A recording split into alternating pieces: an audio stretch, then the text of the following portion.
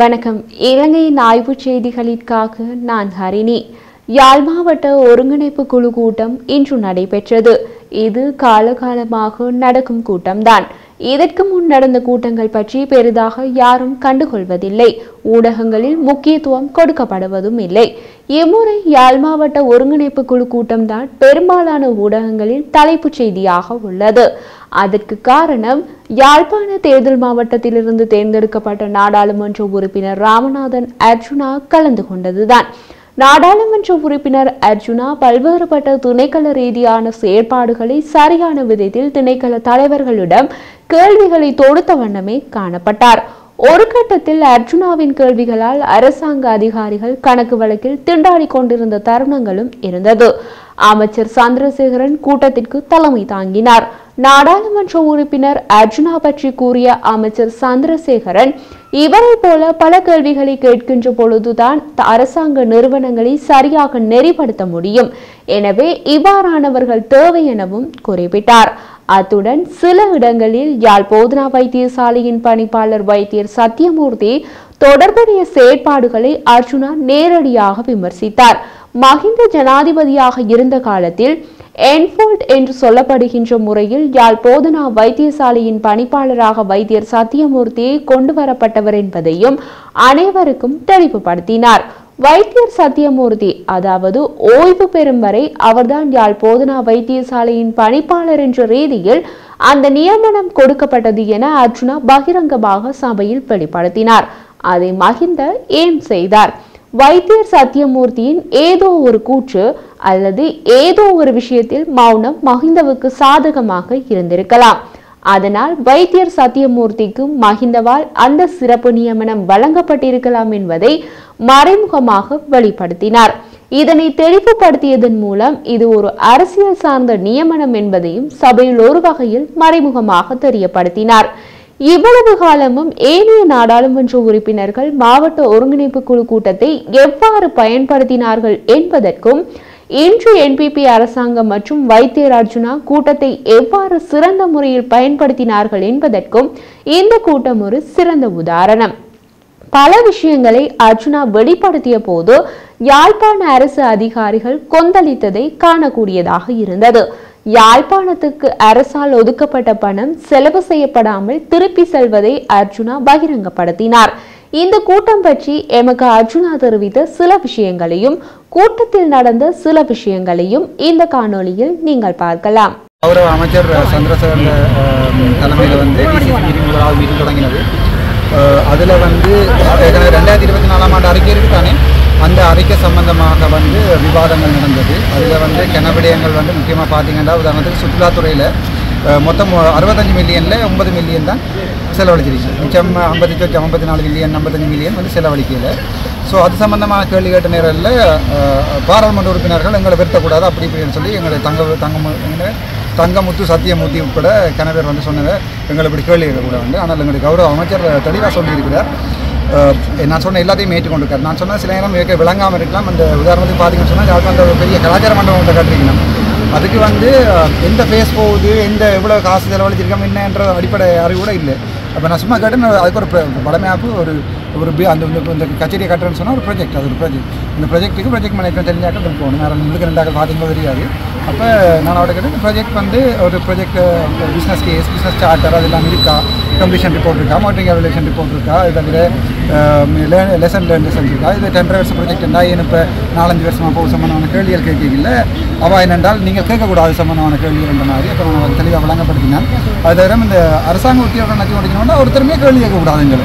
எங்களை யாருமே கேள்வி கேட்கக்கூடாது, நாங்கள் விரும்பின மாதிரி தான் செய்வோம் என்ற ஒரு அடிப்படை தோரணை அடிப்படையில் 2 பேர் கதைச்சனர். முக்கியமாக எங்களுடைய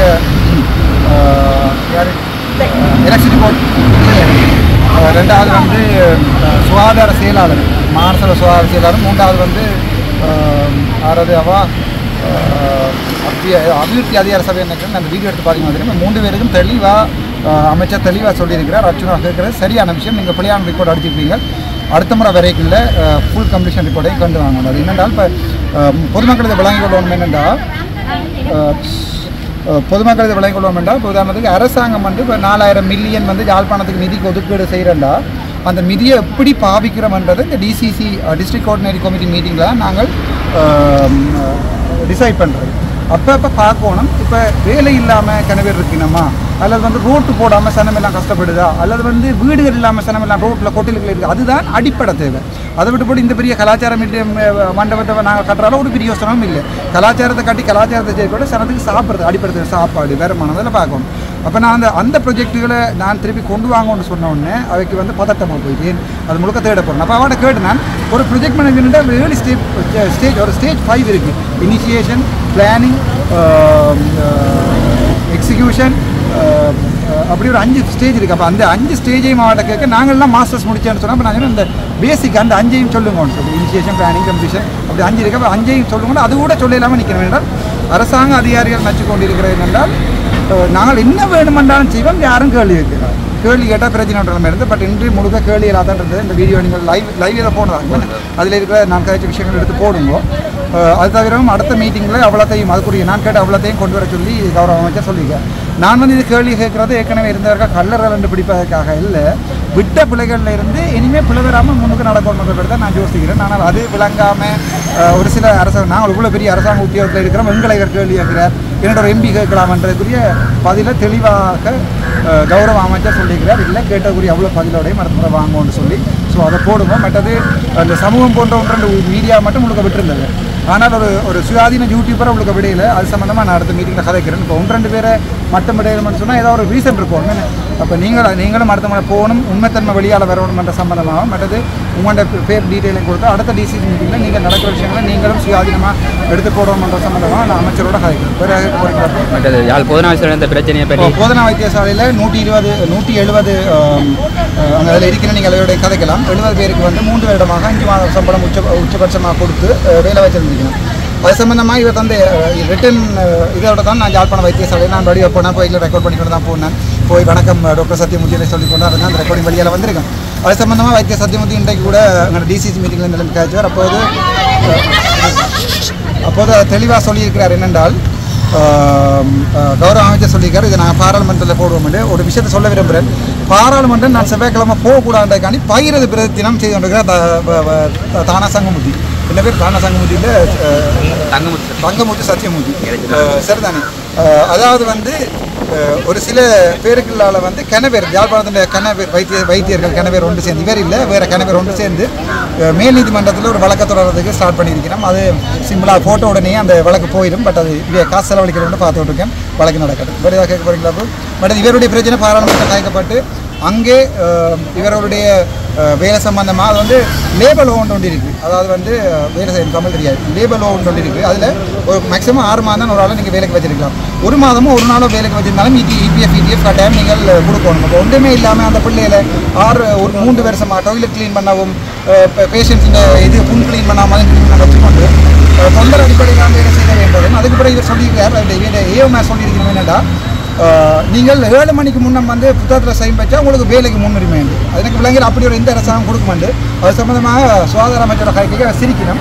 அது சம்மந்தமாக பாராளுமன்றத்தில் போய் இன்கொயரி வரைக்கும் நினைக்கிறேன். சத்யமூர்த்தி அவர்கள் பாராளுமன்றத்தை கூப்பிடுறது மட்டுமில்லாமல் அந்த இன்கொயரியை பாதிக்கப்படாமல் இருக்கணும் என்பதற்காண்டி சத்யமூர்த்தி அவர்கள் இடமாற்றம் செய்வதற்குரிய உத்தரவாதம் தரப்பட்டது. நன்றி.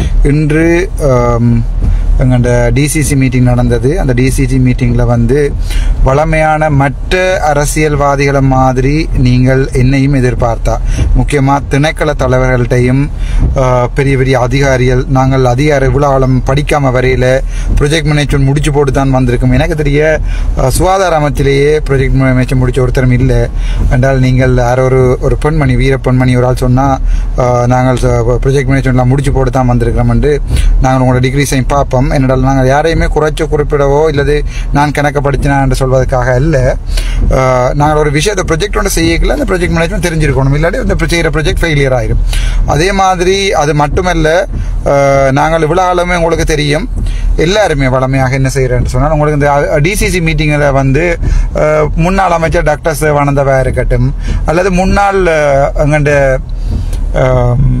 எங்களுடைய அரசியல்வாதிகள் யாருமே ஒரு என்ன சொல்றது ஒரு குவாலிஃபிகேஷன் உள்ள அரசியல்வாதிகள் வந்து எப்பவுமே இருந்ததில்லை. அதுக்காண்டி நான் குவாலிஃபிகேஷன் உள்ள அரசியல்வாதி என்று சொல்ல வரையில. ஆனால் ஒரு டிசிசி மீட்டிங்கை வந்து கோஆர்டினேட் பண்ணிக்கல. அது வடக்கு மாகாணத்தையே முழுக்க நாங்கள் அதை நாங்கள் பார்ப்போம்.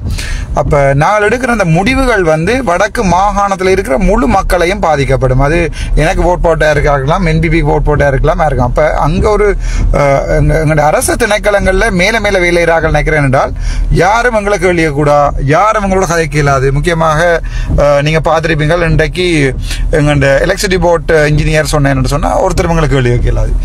அது மாதிரி பார்த்தீங்கன்னு சொன்னால் அந்த எங்களுடைய யாழ்ப்பாணத்தில் வந்து கலாச்சார மண்டபம் காட்டிக்கொண்டிருக்கணும்.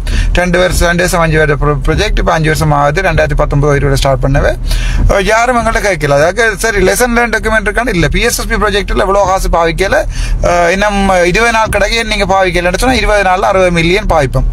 20 நாளில் 60 மில்லியன் பாவிப்போம். அப்போ அதுகள் சம்பந்தமான மக்களுக்கு தெளிவுறுத்தல் ஒன்றுமே இல்லை. முக்கியமாக நான் அன்றைக்கு சொல்ல வந்து இந்த மீட்டிங்கில் பார்த்தா தெரியும், இந்த துண்டு வெட்டி போடுற யூடியூபர்ஸுக்கும் ஒரு சில ஊடகங்களுக்கு, முக்கியமாக உதயன் இந்த பேப்பர்களில் வந்து டிசிசி மீட்டிங்கை குழப்பினார்ன்றது. இப்போ நான் வந்து ஒரு அரசாங்கத்தின் எம்பியும் இல்லை, அதே நேரத்தில் எதிர்கட்சி எம்பியும் இல்லை. நான் மக்களுடைய எம்பி, அவ்வளோதான். நான் உங்களுக்கு தெளிவாக சொல்லிக்கொள்வேன், நான் மக்களுடைய எம்பி மட்டும்தான். அப்போ ஒரு மக்களுக்கு போய் சேர வேண்டிய நிதி இப்போ முக்கியமாக பார்ப்போம். எத்தனையோ ரோட்டுகள் வந்து போடப்படாமல் இருக்கு.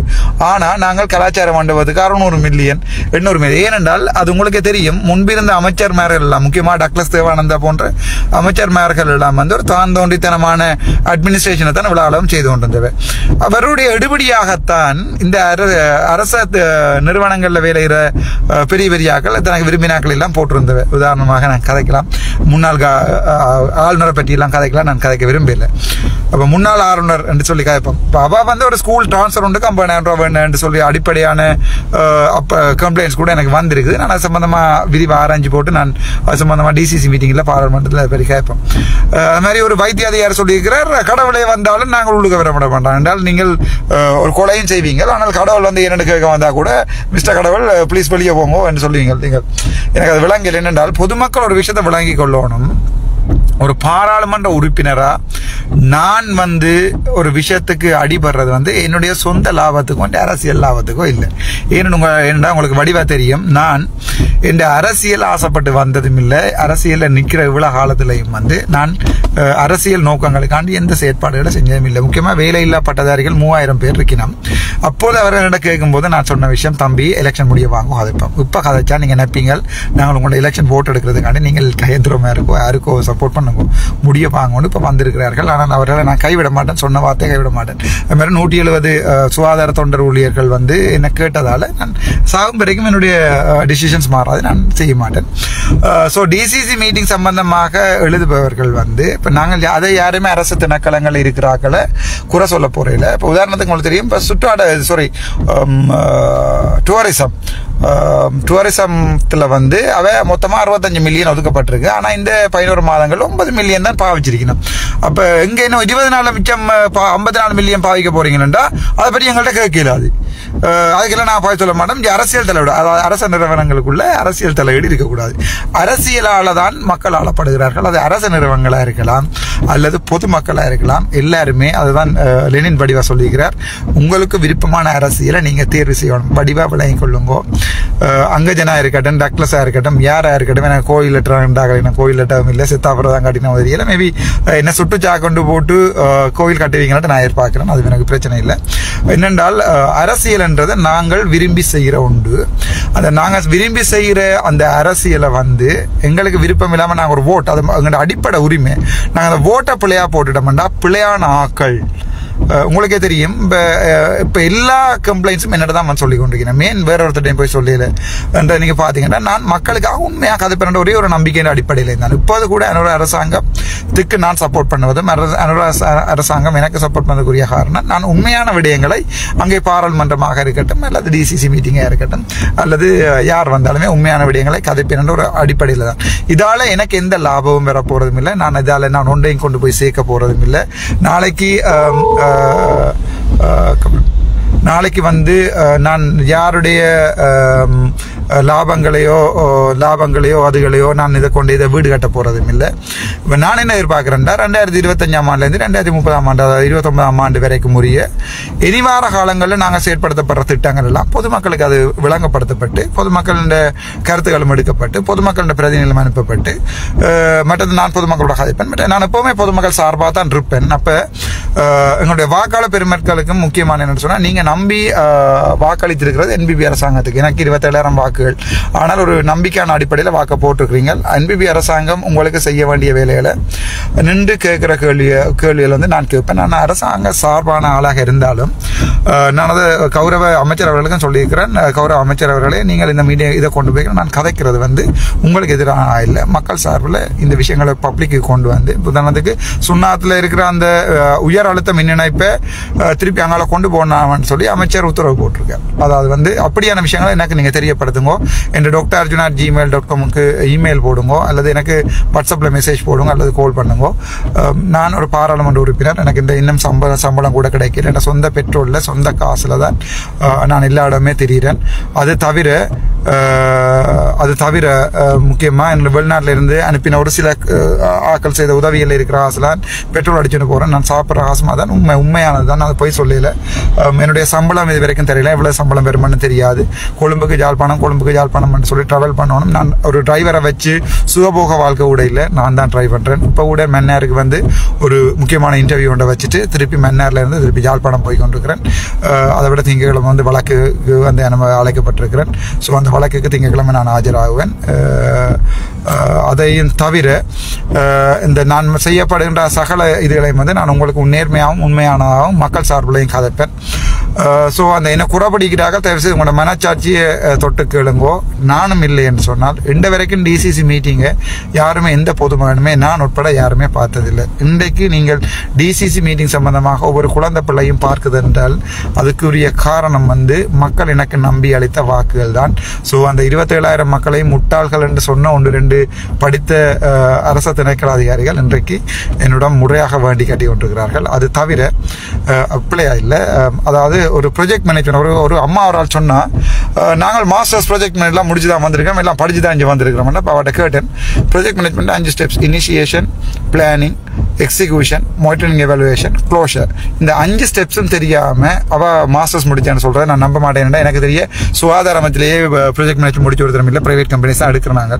சும்மாக்களோட கைதட்டலுக்காண்டி நீங்கள் உங்களோட ஒரு கோபம் இல்லை, நீங்கள் அரசு திணைக்கள் அரசாதிங்க உங்களுடைய செயல்திறன் குறை வந்து அதை ஏற்றுக்கொள்ளுங்கோ. செயல்திறன் கூட்ட வேணும் என்று சொன்னால் அதுக்குரிய ஆளணிகளையும் படிச்சாக்களையும் இளைஞர்களையும் விட்டுட்டு தயவு செய்து நீங்கள் வெளியே போங்கோ. எத்தனையோ இளைஞர்கள் வேலை இல்லாத பட்டதாரிகள் இருக்கிறார்கள். நான் என்னுடைய அரசியல் கட்சியில் வெளிநாட்டு என்னுடைய புலம்பெயர் தமிழர்கள் செய்கிற உதவியில் ஒரு 10 பேருக்காவது அந்த ப்ரொஜெக்ட் மேனேஜ்மெண்ட் மாஸ்டர்ஸ்ன்றதை கார்டிஃபில் படிப்பிக்க பண்ணுவேன். அவங்கள கொண்டு ஒரு 5 வருஷம் கழித்து நான் என்னுடைய ஈழத்தை நான் இன்றைக்கும் தலைவனுக்கும் தேசிய தலைவருக்கும் என்னுடைய போராளிகளின் பொன் பாதங்களை தொட்டு வணங்கினபடி தான் நான் கதைச்சினேன். நான் இன்றைக்கு நான் சொன்னனோ அது சாகும் வரைக்கும் மாறாது. நீங்கள் நினைச்சிருப்பீங்க பாராளுமன்றத்தில் தான் இவர் அந்த சிறப்புரிமைகள் காய்கிறேன் எங்கே போனாலும் சொல்கிறேன் நெஞ்சில் சொல்லிட்டு. Thank you so much.